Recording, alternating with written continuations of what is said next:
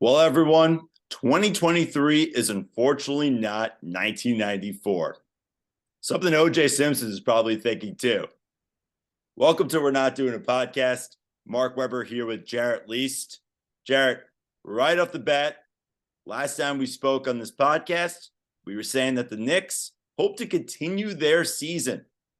Well, they didn't. They were eliminated by the Miami Heat in the Eastern Conference semifinals. But I have to ask, was this season successful or not? To answer that question, yes, of course, this season was a successful one because the Knicks won a playoff series for the first time in a decade, and they showed a lot of progress this year. We established that Jalen Brunson is a legitimate superstar who can be a 1A or a 1B potentially on a championship caliber team. So that's where I would consider this season successful. They showed a ton of fight against the Miami Heat. Winning a first-round series against the Cavs was great. But with that being said, that doesn't necessarily automatically mean the Knicks are going to be back in this situation in a year from now. There are things that this team needs to do this offseason, which we'll get into. But I would say this season was a good one. Hopefully, they can build off of it going into the offseason, which I think there's a good chance that they will. You're confident in that. And it's good to notice with the Knicks this season, I think going in, when you look at the over-under for wins this season, the Knicks were expected to go 38 or 39 wins with an over-under of 38 and a half. Had that been the case, the Knicks would have failed to make the playing game for the NBA playoffs. That's a successful season. The fact that the Knicks made the playoffs, the fact that the Knicks won a round, the fact that the Knicks did not have to play in the playing game, it's an incredibly successful season. And also the fact that Jalen Brunson became the superstar that Leon Rose promised. This was a team that struck out on Kevin Durant and Kyrie Irving a few years ago. They promised their fans for a superstar. They got Julius Randle. Then they really tried to promise and guarantee almost that Jalen Brunson would be that guy. Yeah, he didn't make an all-star team. Yeah, he didn't make the all-NBA team. But Jalen Brunson is that dude for New York and in the NBA as well. That's where I look at this as the biggest successful part of the season. Because look, 2 years ago, the Knicks won a bunch of games and they were smoked in the first round by the Atlanta Hawks. And after that first round series, I didn't come away thinking, well, that was such a successful year. Whereas this year, it is known that Jalen Brunson, as you said, is that dude.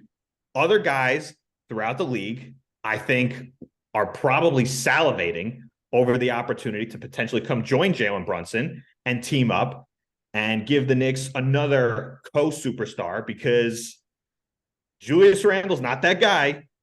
That is clear cut. He is not the answer in terms of being on a championship caliber team. Now, in terms of transitioning it, it just comes down to what do you do with Julius Randle? Look, guys who average 25 and 10 don't grow on trees. So you can't trade Julius Randle for nothing. You have to find a legitimate replacement for him. But I think that replacement does need to occur. And hopefully it occurs this offseason. Who are some guys that you would potentially have in mind that the Knicks should look to swing a trade for? Look to swing a trade for. I mean, there's a lot of guys that I think could be that option. I would love Brandon Ingram. I would love Zach LaVine. But other than Julius Randle, who are the other players that you think as well should be on the trading block? Should there be an RJ Barrett? Should Quentin Grimes potentially go? Should Obi Toppin potentially go? You're going to have to package a lot of these guys to get another star player. Karl Anthony Towns as well. It won't just be Julius Randle. It will be Randle and someone else. Now, Randle and RJ Barrett should get you an absolute haul. That should get you a megastar in the league, potentially. But the Knicks have a lot of expendable room to add someone with Julius Randle and not include a draft pick for the future and potentially hurt the future of the franchise if the trade does not work out, a la Andrea Bargnani, the last time the Knicks won a round in the playoffs. A move that tanked their franchise and cost them a future top 10 pick in the draft. I think that's where it comes to play is Randle, it does seem expected that he will go because it just makes sense. You buy low, you sell high. Randle, an all-NBA player, an all-star. He was terrible in the playoffs. This is a time where you could really move Julius Randle for another key ingredient to make Jalen Brunson and the Knicks better than they were this year. But I wouldn't make a trade just to make a trade. You were mentioning guys like Karl-Anthony Towns, Zach LaVine. I'm not emptying the barrel to go get those guys because I just don't think that pushing all your chips in the table for those options are the solution. So then let's just say Luka Doncic. Hypothetically, let's just say you have an opportunity. I'm monitoring the situation in Philadelphia. Let's see what James Harden does if he ends up going to Houston. Doc Rivers was fired. What if Joel Embiid requests a trade? Please stop. If he requests a trade, or Jaylen Brown from the Celtics, those are two guys that I'm pushing all the chips in the middle for. Zach LaVine, Karl-Anthony Towns, I'm not doing that because how much better are you really getting if you just swap Julius Randle for Karl-Anthony Towns? Karl-Anthony Towns is soft to me. I don't want him at all. Zach LaVine isn't durable. I don't know how great he would be in the playoffs. So I'm not making a trade just to make a trade. The right opportunity has to present itself. And if it doesn't, what I would do this offseason is just add shooting. I would look to maybe sign guys like a Gary Trent Jr. or a Seth Curry because this Knicks team needs three-point shooters. That's what killed them against the Heat.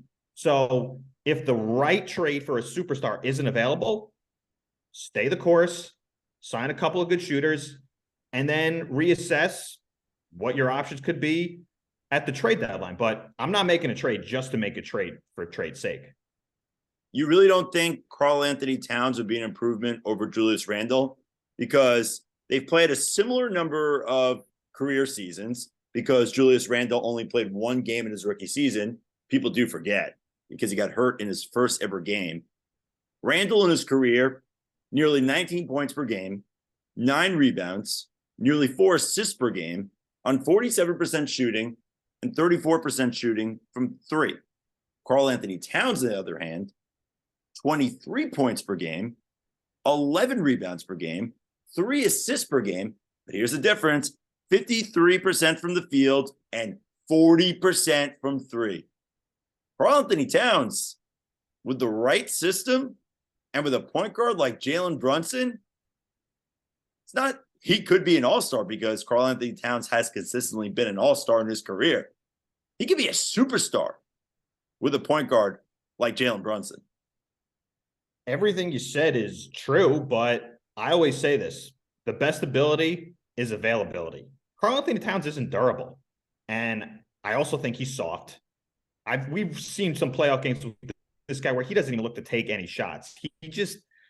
I just don't want Karl-Anthony Towns. I don't want to push every chip into the table where you'd have to trade multiple first-round picks and Emmanuel Quickley, a Quentin Grimes, plus for Karl-Anthony Towns. That just doesn't do it for me. I'm totally against the Knicks going out and getting Karl-Anthony Towns. And a Zach LaVine, it just doesn't do it for me either. Maybe a guy I'd be interested that could shake free would be maybe either a Pascal Siakam from Toronto, but the possibility of trading with Masai Ujiri scares the shit out of me because he fleeces everybody and he always knows something that other teams don't. So that leaves me skeptical. Or maybe the other guy on the Bulls who I'd be a little more interested in than Zach LaVine would be a DeMar DeRozan. I think he would be a good combination with. You're not concerned about DeRozan's age? I am a little bit concerned about him, but I don't feel like a DeMar DeRozan trade would entail giving up every asset you have. You want to still have some potential assets for down the road, unless you're trading for an absolute megastar. That's where I'm still holding out the hope potentially. Let's see what happens with a Jaylen Brown and a Joel Embiid down the road, because you have all these assets, and we've been talking about it for a while. Why would Philadelphia give away Joel Embiid so soon? Because if Harden leaves, another superstar is going to want to play with Joel Embiid easily. Why would he want to leave Philadelphia? Well, Boston Celtics, they're in the Eastern Conference Finals. They can make the NBA Finals. Why would Jaylen Brown want to leave the best American player in Jason Tatum? Doesn't make sense to me. There's rumors that Jaylen Brown is not happy in Boston. Well, has Jaylen Brown told you? And there's been rumblings about it throughout the league that Jaylen Brown has his eyes set on leaving Boston. He's a free agent next year. When there's smoke, there's fire. It seems as though Jaylen Brown doesn't want to be in Boston. And to your point, when you just said about Joel Embiid, why would the Sixers want to trade him? No, they wouldn't want to trade him. Did the New Orleans Pelicans want to trade Anthony Davis to the Lakers? Of course not. The NBA works. It's a superstar league. A player requests a trade, and they get what they want. It's just the way it goes. So, look, let's see what happens. Let's see if James Harden leaves to go to Houston. What's going to happen with that situation? You just don't know. And why do you think a superstar is going to want to join the Knicks? We've been saying this could happen for years. It's happened once. Carmelo Anthony, and that is it. That's why he should retire his number, in my opinion. It's only happened with Carmelo Anthony. Jared, I've known you for over 10 years.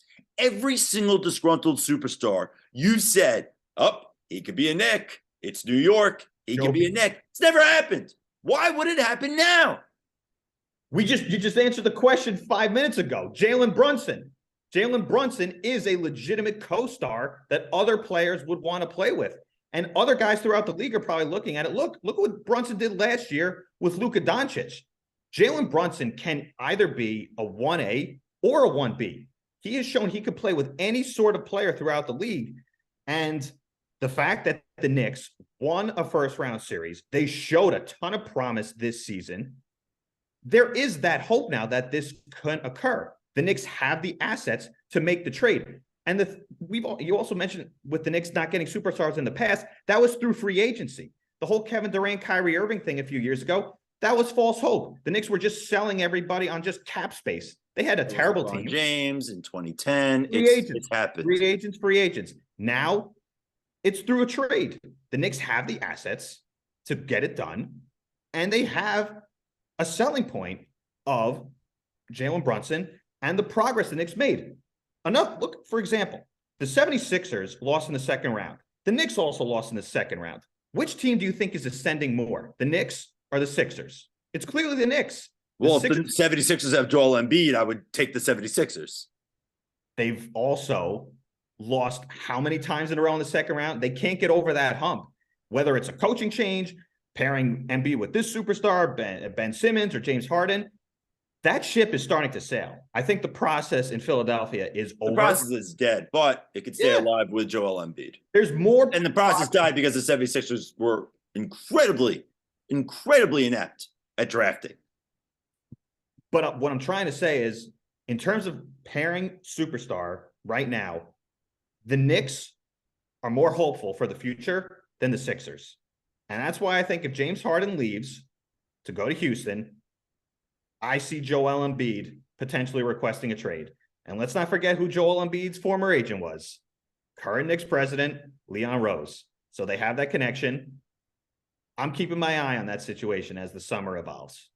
All right. Well, if I had a tree for every time that the Knicks fans claim that they would get a superstar, I could probably build the whole forest, create a ton of oxygen, make a lot of paper, and have a lot of wood. I'll just leave it at that. The trees in Israel, where everyone sends donations to all those trees for families in Israel. You could build. That's what I'll start doing. Every time someone says the Knicks are going to get a superstar, I'll donate a tree in Israel. We'll do a good deed for New Yorkers' misgivings. All right. Sure.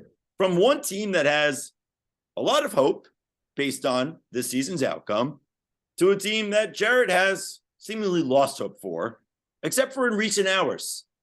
The New York Mets are starting to finally let the kids play. Mark Vientos is a New York Met. Mark Vientos had a great season debut against the Tampa Bay Rays. They got the guys: Alvarez, Beatty, Vientos, Mauricio waiting in the wings. Are you happy yet, or still room to grow? I'd be happy if in today's game against the Rays, Buck Showalter put Vientos in the fucking lineup. I don't understand what the Mets are trying to do here. They only called up Vientos to just make people happy. He gets one start, he hits a huge home run, and the next day he's not in the lineup for Daniel goddamn Vogelback. I think every Met fan is going to revolt against this guy. I cannot take Daniel Vogelback anymore, taking pitches right down the middle. So to answer your question, no, I'm not happy because the Mets never do anything right with handling their prospects. They always get in their own way. It is so simple what the Mets need to do. Mark Vientos, everyday DH. Call up Ronnie Mauricio, everyday second baseman. Put Jeff McNeil in left field. Brett Beatty, everyday third baseman. Francisco Alvarez, your everyday catcher. It's not that hard. But these guys, Buck Showalter and Billy Epler, just don't seem to get it. They just don't get it. They are clinging on to the likes of Tommy Pham and Daniel Vogelback and the option Luis Guillorme, thank goodness. You got to get these guys off the team to get these morons out of their own way. The kids just have to play. It pisses me off to no end. Who is more to blame, Buck Showalter or Billy Epler? Because I think the answer may surprise you, and I'll give you a little history lesson why. I mean, in terms of putting out a lineup, the blame goes to No, in terms of just the overall struggles, kind of the vibe to this team being very negative, and just the fact that there's just a lot of a loss in belief in the whole system. Billy Epler, 100%. Billy Epler is turning the Mets into the Angels 2.0. It's a top-heavy roster, and the guy cannot build around the edges of the roster. Every marginal move that Billy Epler has made has been an utter disaster. He can't make any little moves properly to build out a 26-man roster. It's wonderful when the Angels have Mike Trout and Shohei Ohtani, but they have nothing around them. It's the same thing with the Mets now. You've got Pete Alonso and Francisco Lindor, who's off to a terrible start, who doesn't look good right now, and your top two pitchers, who are also not too great right now, and nothing else. Kodai Senga's look good, but you have to build a full 26-man roster, and he trades last deadline for Daniel Vogelback. Sucks. Trades for Darren Ruff. Sucks. Trades for Michael Givens. Sucks. This offseason, signs Tommy Pham. Shit. Every little move this guy makes turns into shit. And he's going to ruin this organization because he has no evaluation for pitching. And you keep this guy long enough, he'll ruin this organization. Hopefully he's able to sign Shohei Ohtani, let him sign pen to paper, and get out of here. I can't take it anymore with Billy Epler. And he's been here for 1 year, a little over a year, and I already know how it's going to end with Billy Epler. He's got to go eventually. I'm not going to blame Billy Epler, and I'll tell you why. I'm going to blame Buck Showalter. And the reason why I'm going to blame Buck Showalter is because of something that happened with him when he was the manager of the Orioles 9 years ago. People forget Josh Hart, a 19-year-old kid in spring training, walked by a picture of Frank Robinson and had no idea who he was. What did Buck Showalter naturally do as the curmudgeon that he is? He gave the kid a quiz on Frank Robinson. Buck Showalter, it is very clear, does not like prospects, does not like young players. And you know what I was thinking today? Could you imagine if the Yankees kept Buck Showalter for the 1996 season? Not only would they not win the World Series, I don't even think he would allow DerekJeter to crack the lineup. Imagine what the Yankees' trajectory would be if DerekJeter was stuck in the same position as Brett Beatty, Francisco Alvarez, and Mark Vientos. It'd be a whole different franchise. And the New York Mets have to look themselves in the mirror and think, is that the direction you want to go when you have the highest payroll in baseball? Well, from a Mets fan perspective, when it comes to Buck Showalter, I'm still going to give him more time because I still go back to last year. The Mets don't have 101-win seasons all too often. Quite frankly, it never happens. And I will still to this day say the Mets won 101 games in large part because of Buck Showalter. On paper, I felt that team was a 90-win team. So I think he got 11 more wins out of that team than what they currently were. So I'm more patient with Buck Showalter right now, but I'm losing patience. He's got to play the kids. They're better options at this point. We know what Daniel Vogelback and Tommy Pham and Luis Guillorme and Mark Canha are. It's just ridiculous at this point, and everyone outside the organization can recognize it except the Mets. It never changes. You bring in this guy, he doesn't know what to do. This general manager, he doesn't know what he's doing. This manager, he probably doesn't know what he's doing. It's just mind-blowing how the Mets just cannot get out of their own way. Just when you think a little something is trending upward, the next day they find a way to make every fan unhappy. And rightfully so. The fans are right in this situation. The kids need to play every day. It's that simple.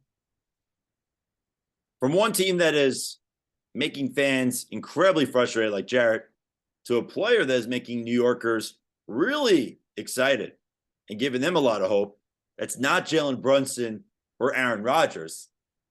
It's Aaron Judge. Aaron Judge has been red hot for the New York Yankees as of late, but there's one stat and one accomplishment that Aaron Judge had that really caught my eye. He passed Alex Rodriguez for the most multi-home run games in Yankees history. Now, granted, there are other guys who have more than him, such as Joe DiMaggio, Babe Ruth, Mickey Mantle, but he passed Alex Rodriguez in just eight seasons in the major leagues. Now, Alex Rodriguez was on the Yankees from 2004 to 2016, of course, famously taking 2015 off for a little bit of a siesta. ARod's had a complicated legacy in New York. Aaron Judge has also kind of had a weird legacy in New York because he still doesn't have a ring. Jarrett, I asked for the crazy Met fan like you's perspective on this one. If you could just be unbiased for 1 second, who do you think has had the better Yankees career so far? Aaron Judge or Alex Rodriguez? I think the answer is Aaron Judge. You could just get a glimpse of what the Yankees are like without him. Just this year, he goes on the IL for a few days, and the Yankees look absolutely lost. They look like a hopeless team that doesn't even look like they would be able to win 80 games. And then this guy comes back, and he's the MVP. Now, I know, of course, Alex Rodriguez won an MVP. He's an all-time great, but you always throw in the asterisk of the steroids, and Aaron Judge is the captain. To this point, he has had a better Yankee career than Alex Rodriguez. And I know it's all about the rings, but sometimes you do have to evaluate a player, not just, does he have a ring? Does he not have a ring? And Dan Marino never won a Super Bowl. He's an all-time great. Aaron Judge is going down as an all-time great Yankee. Number 99 is going to be in Monument Park. I think he's had the better Yankee career than Aaron Judge. I'm very interested in what you have to say about the two. I'm going to go with ARod over Aaron Judge. I mean, I understand that Aaron Judge has had a great career. The not winning a ring thing really does bother me in a way, but it is awfully close. And I was looking at the numbers going into today in their Yankees career. They both have a 283 batting average. The difference is Judge gets on base a lot more than ARod did in his Yankees career and has a higher slugging percentage and a higher OPS as well. But in the playoffs, ARod was a better hitter, hit 240 compared to Aaron Judge's 211. However, in less games, Judge does have more home runs with 13 than Alex Rodriguez's 10 home runs, Judge in 44 postseason games, ARod in 61 postseason games. But I'm still going to go with ARod for the following reason. 7 All-Star appearances in those 12 seasons, 2 MVP awards, 4 top 10 MVP finishes, Judge 4 All-Star appearances, one MVP, though some may argue he should have probably won it in 2017, but that's neither here or there, and only 3 top 10 MVP finishes.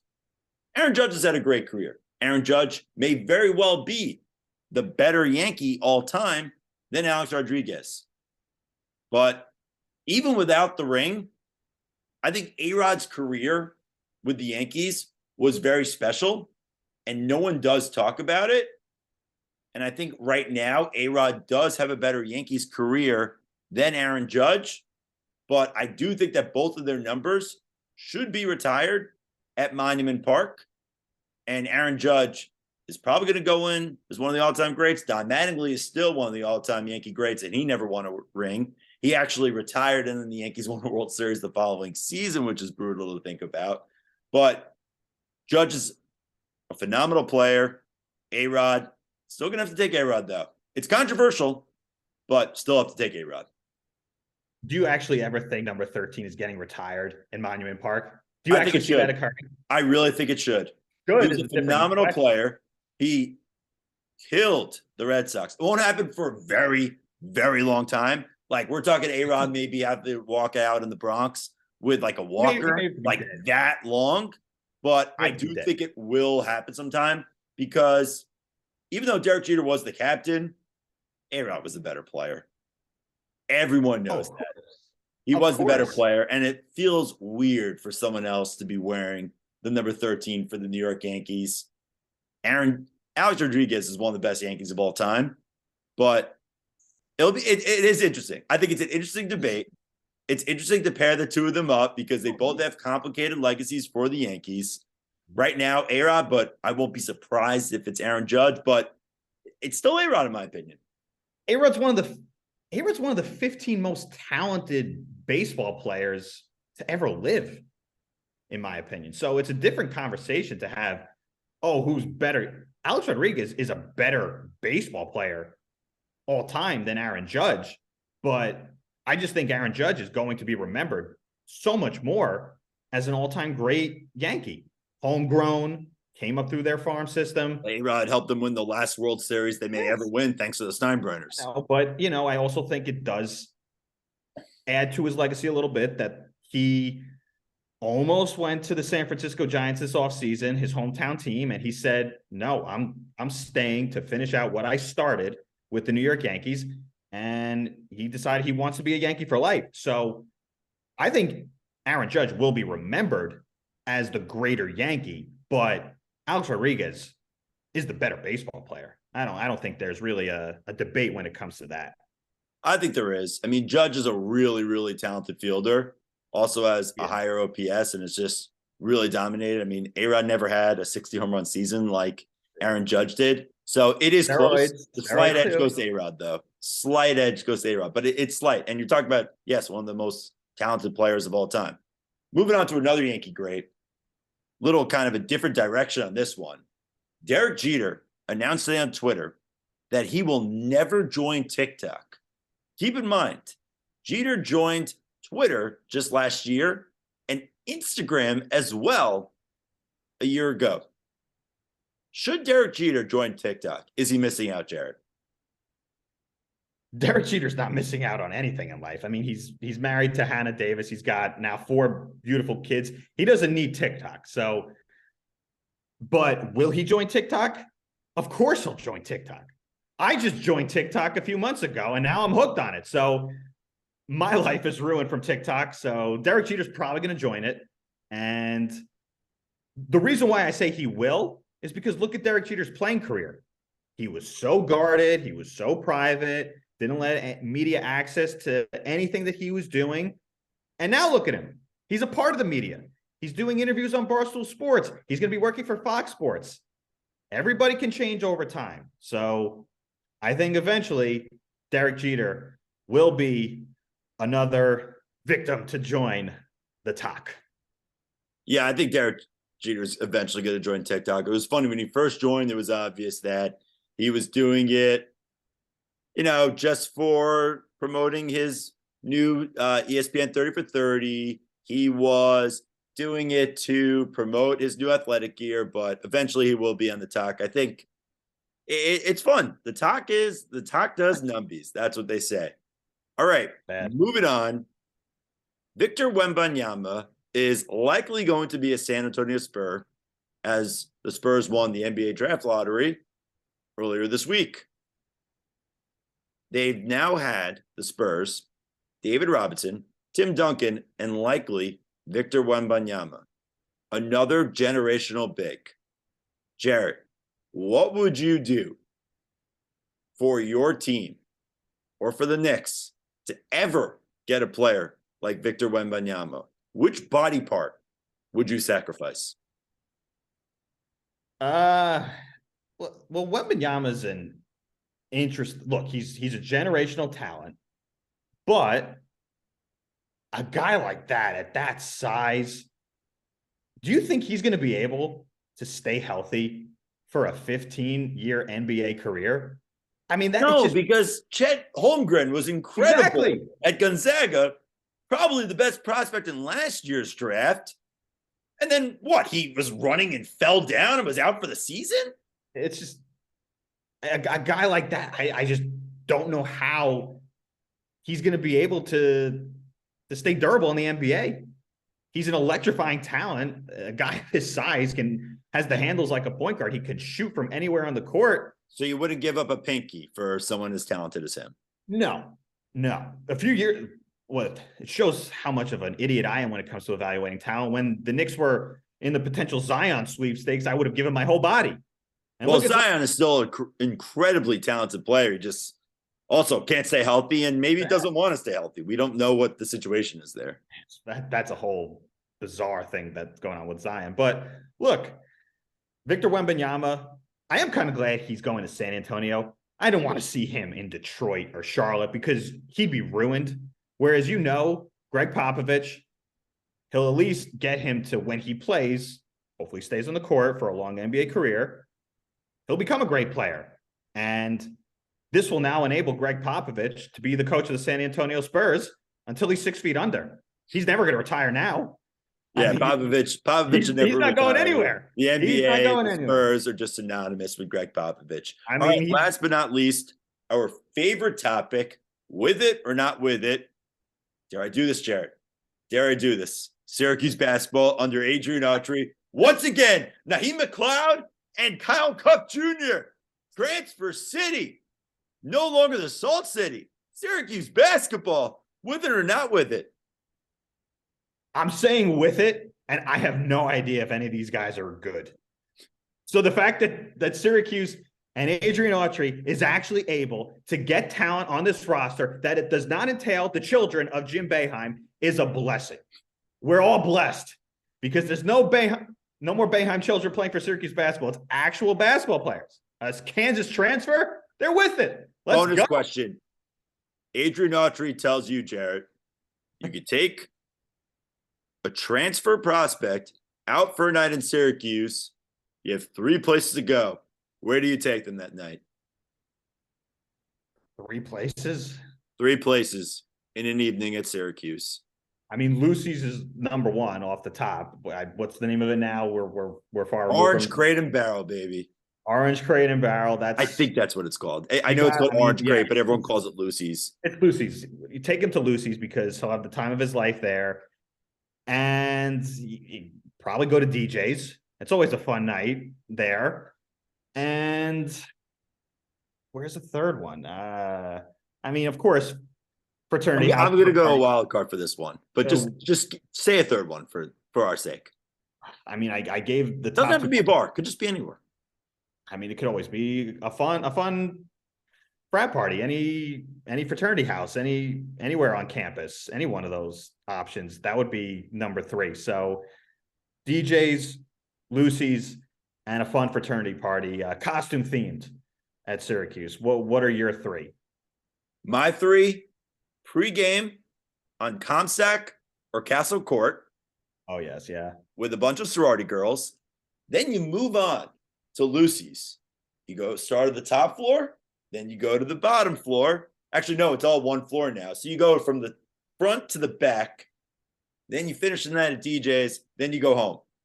If you do not want to go running into the Carrier Dome after a night like that, you do not belong to wear the Syracuse orange. A night like that, you're not saying, I want a player, give me the jersey red. You shouldn't be a Syracuse orange. It's as simple as that. Most people with a pulse, I think, would just put the jersey on right after. I love where your passion lies because you're a Yankee fan and a Syracuse basketball fan. I think they're both on equal footing, and your answers to the planning and the processing of what the Syracuse night entailed required so much more preparation to anything Yankees related that you've had over the past 10 years. So your heart is still and always will be at Syracuse University. So I'm very proud that you came up with a very detailed and planned answer for what a Syracuse basketball prospect night would entail. Bravo, my friend. All right, Adrian Autry, if you need someone to help with the recruiters and help with recruiting, you know who to call.